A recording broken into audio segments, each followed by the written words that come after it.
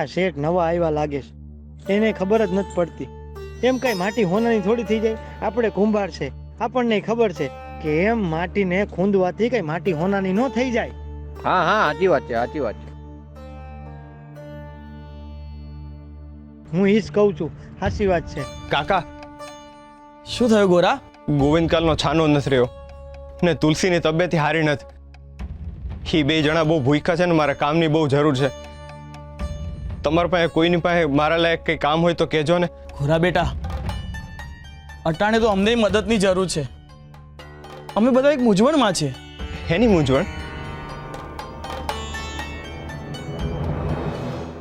મૂર્ખ બનાવે છે એ આપણાને કુંભાર મીઠી. એવું? હા, માટી તો માટી જેવી જ હોય ને, એની અર્થ ઈ કાંઈ બદલાય થોડી ન જાય.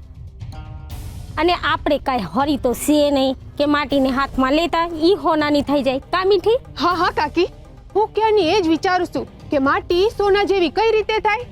100 કાવડિયાની વાત છે કાકી, કાંઈક તો રસ્તો હશે જ ને. એક માર્ગ છે મીઠી. હે?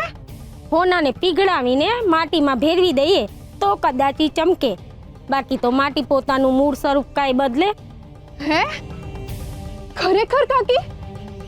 આ સોનાને પીગાડીને માટીમાં ભેળવી દઈએ તો માટી ચમકવા લાગે? હાચે?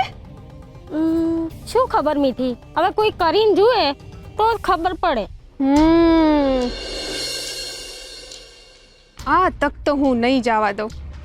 આ દાળની વાતમાં દમ તો છે, બાકી કોઈના અડવાથી કાંઈ માટી સોનું થોડી થાય.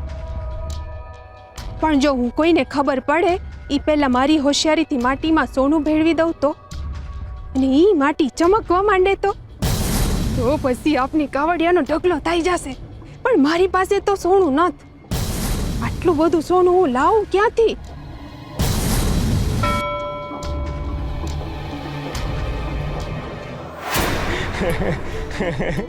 ગોરા, તું આમ કેમ હસી રહ્યો છે? ખરેખર ગોકુળનાથ કુંભારે આવી શરત રાખી છે. જો તને માનવામાં ના આવતું હોય તો ચાલ આપણે પૂછી આવીએ. આ તુલસી અને ગોવિંદ ભૂખ્યા છે ને, એનો આઘાત લાગ્યો છે, એમાં જ એક ગેલો થઈ ગયો છે. ભાઈઓ, ગોકુળનાથની સરસ સાચી છે. ગોરા, એવું ના હોય. માટી થોડી સોના જેવી ચમકે. કાકા, માટી સોનું જ છે, બસ એને ચમકાવવાની રીત હોય છે. તું સાચું કહે છે? એટલે તને આવડે છે? કાકા, ઈ તો હંધાઈ કુંભારને આવડતું જ હોય છે. શું રીત હોય છે? અમને તો કે, અમને જાણવું છે. એ હું તમને સમજાવી તો નહીં શકું, પણ તમને કરીને બતાવી. બાપાએ મને એ રીત શીખવી હતી. હાલો, મને ગોકુળનાથ પાસે લઈ જાઓ, એની સામે જ તમને કરીને બતાવું.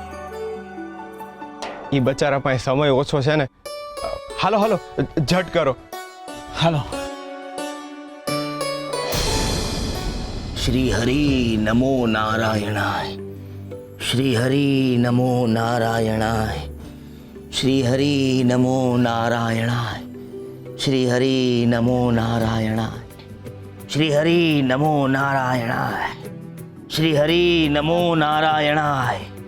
શ્રી હરિ નમો નારાયણાય. શ્રી હરિ નમો નારાયણાય. શ્રી હરિ નમો નારાયણાય. શ્રી હરિ નમો નારાયણાય. હે ભગવાન, આ મુશ્કેલીમાં તમારા સિવાય કોઈ મદદ નહીં કરે. મારી પાસે તો સોનાના ઘરેણા નથી, અને ગામમાં કોઈ પોતાના ઘરેણા પીગળાવવા માટે આપશે નહીં. જો પૂજારી બાપાને પૂછીશ ને તો ઈ ના જ પાડશે. હવે મારી પાસે બીજો કોઈ માર્ગ નથી પ્રભુ. તમારા ઘરેણા થોડી વાર માટે ઉછીના લઉં છું એવું માનજો. એકવાર અમારી માટી સોનાની જેમ ચમકવા માંડશે ને એટલે મારો વર્ષ 100 કાવડિયા કમાઈ જશે. અને ઈ કાવડિયામાંથી હું તમને તમારા બધાય ઘરેણા પાછા ચડાવી દઈશ. અને ખાલી ઘરેણા નહીં, તમારા માટે નવા નક્કોર સોનાના વાઘા પણ ઘડાવી દઈશ. મને ખબર છે હા કે તમે માની જ ગયા છો, પણ આ પૂજારી બાપા સામે હું કઈ રીતે લઉં ઘરેણા?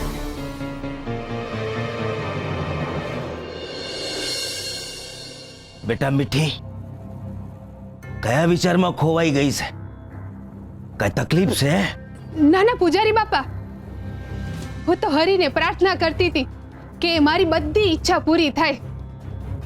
હરે કૃષ્ણ, હરે કૃષ્ણ. હા બેટા, સાચી શ્રદ્ધાથી માગીએ ને તો હરિહંદીએ ઈચ્છાઓ પૂરી કરે હો. પૂજારી બાપા, તમે સાંભળ્યું? ગોરા પેલા કુંભારની માટીને સોનાની કરવા બેઠો છે. શું બોલી રહ્યો છે એનું તને ભાન છે મૂરખ? પેલો બહારથી આવેલો કુંભાર તમને સૌને મૂરખ બનાવી રહ્યો છે અને તમે લોકો પણ એની વાતમાં આવીને મૂરખ બન્યા કરો છો.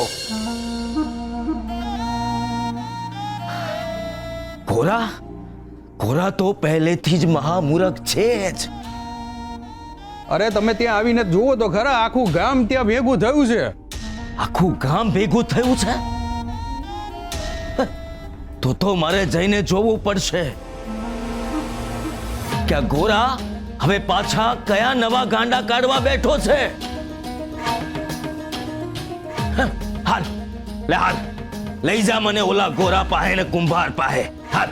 શ્રી હરિ નમો નારાયણાય, શ્રી હરિ નમો નારાયણાય.